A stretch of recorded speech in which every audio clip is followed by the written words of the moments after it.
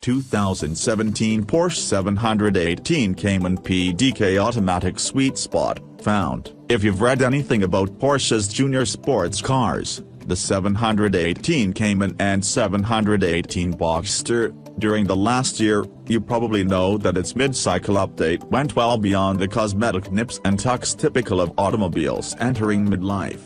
In addition to de rigueur fascia, headlight, and taillight revisions, each got new sheet metal stampings for all fenders and both door skins.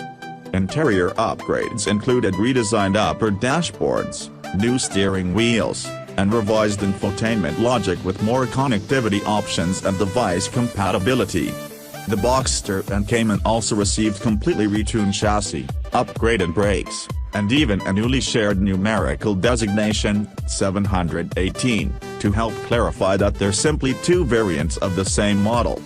But the most consequential changes by far were the replacement of the sonorous, naturally aspirated 2.7 and 3.4-liter flat-six engines with turbocharged 2.0-liter and 2.5-liter flat-fours in the standard and S models.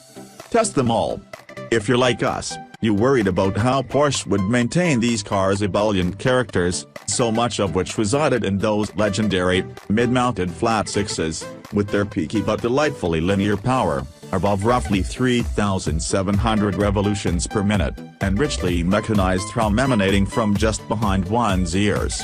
Both new four-cylinders are more powerful than their six-pot predecessors, and the cars are offered in a number of model, transmission, and body style combinations, with numerous nifty performance options to help sharpen their edges. But we wondered if there may be a 718 sweet spot that would make us forget all about the flat sixes of yesteryear. Hardtop or roadster?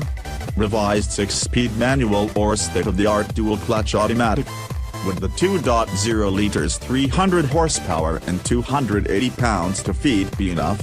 Or are the 2.5 liters 350 horses and 309 pounds-feet worth the extra dough?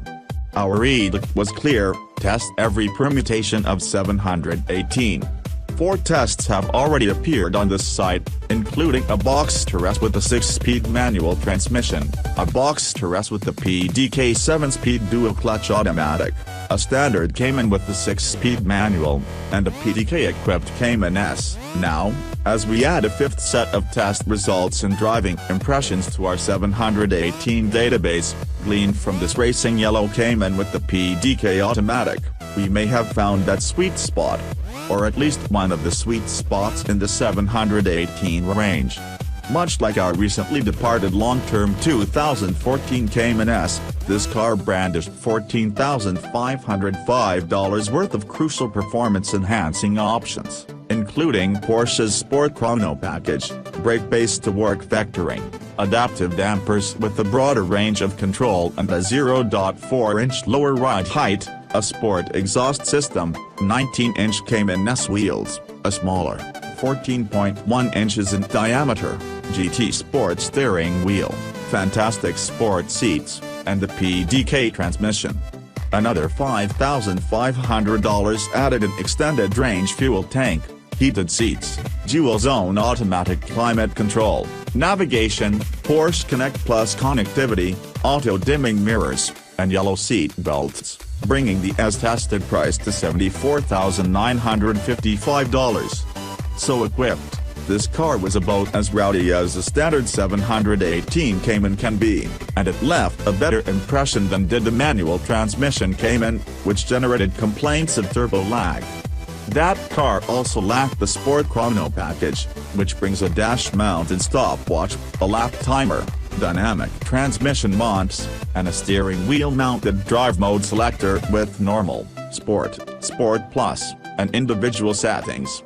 Furthermore, the combination of the Sport Chrono package and the PDK transmission enables a sport response mode that prepares the drivetrain to unleash 20 seconds of maximized power. Simply press a small button in the center of that drive mode dial for this overboost effect.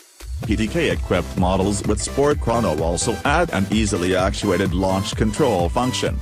Focused and alert on congested city streets where most of our test miles were accrued, the Cayman felt focused and eager to squirt through holes in traffic, with the brakes capably tugging the car down from speed in the event a wayward texting driver drifted into our path.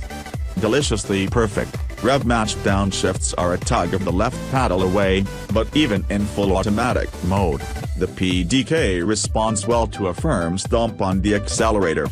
Thanks in part to the PDK's ability to keep the torque flowing and the turbo spinning even during gear changes, and also to the engine's new dynamic boost feature, which, in Sport and Sport Plus modes, preconditions the turbo by holding the throttle valve open after the driver comes off the gas. The frequency and duration of turbo lag is minimized.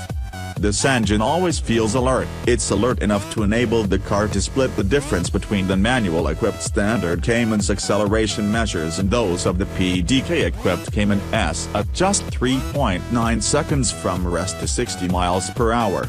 This car is only the second Cayman we've tested to break the 4-second barrier, 0.3 seconds behind the PDK-equipped 718 Cayman S while besting the stick-shift Cayman by 0.4 seconds.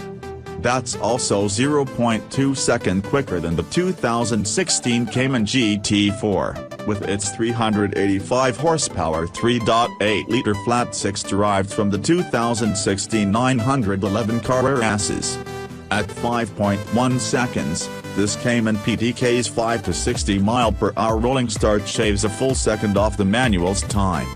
Performing a 30 to 50 mph passing maneuver requires 2.9 seconds, and 50 to 70 mph takes 3.1 seconds. The Cayman S does those tricks in 2.5 and 2.9 seconds. You get the point. The Cayman S PDK model is still the quickest 718 we've tested, but the Space Cayman with the PDK and Sport Chrono package is not much slower, can carve corners with nearly the same alacrity, 1.00 grams around our skid pad versus the S model's 1.02 grams, and costs $12,400 less. A weekend jaunt from Los Angeles to San Diego, initiated during the midnight hours to avoid traffic, allowed the Cayman to stretch its legs. As velocity climbed to arrest me-now speeds, the normally benign curves along the I-5 became rather entertaining, go figure, with the Cayman remaining utterly glued to the lumpy, grooved pavement as if we were covering ground at a third of that speed. Adding to the high-speed serenity are the adaptive dampers, which afford a very supple ride in the straighter sections but firm up to keep the body flat as lateral loads build in curves.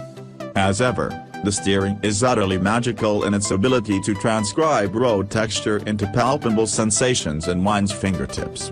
And even at triple-digit speeds, the engine never, ever felt at a loss. Indeed, there were many times when we found ourselves shaking our heads, reminding ourselves that this is the base car, albeit one with a healthy dose of options. As has been well documented, there is much to love about the 718s and their Boxster, Cayman predecessors, from their excellent sightlines, cavernous, for a sports car, front and rear cargo holds, and gorgeous in any color styling duo, all the stuff that has landed them spots on our 10 best list in one form or another 18 times, including our just-released 2017 10 best cars list.